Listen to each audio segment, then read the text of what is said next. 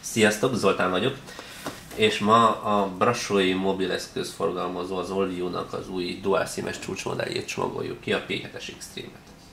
Amit tudni kell róla, hogy ez az első 8 magos dual SIM mobiltelefonjuk, amelyik ráadásul még forgatható kamerás is. Nagyon érdekes megoldás. Tulajdonképpen így egy minőségi 13 megapixeles kameránk van, mikor elől, mikor hátul. Jó minőségű szelfiket lehet készíteni vele valószínűleg. Lássuk, mi van a dobozban. Telefon.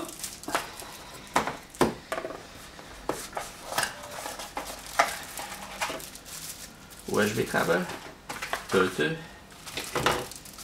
In-air típusú fejhallgató. OTG kábel, ezzel külső modemet lehet csatlakoztatni hozzá esetleg.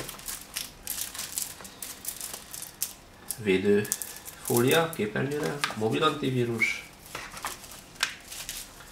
könyvek, és eszköz, amivel a SIM-kártyát tartót tudjuk kinyitni. Lássuk a telefont. Úgy szintén egy unibody design. Nagyon elegáns, matt polikarbonátot választottak ezúttal. Szerintem jó választás, nagyon tetszik a hátulja. Forgatható kamera. Ahogy elfordítod, azonnal aktiválódik a kamerája, ez egy érdekes és jó dolog.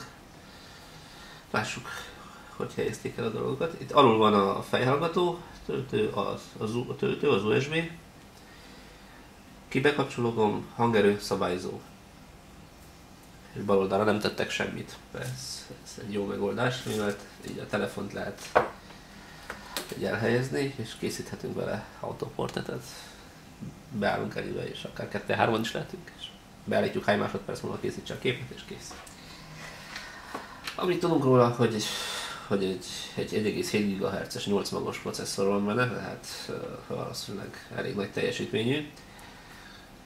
Egy nagyon szép Sharp által gyártott XO technológiájú IPS kijelző kapott helyet, 720p-s, tehát HDI felbontású.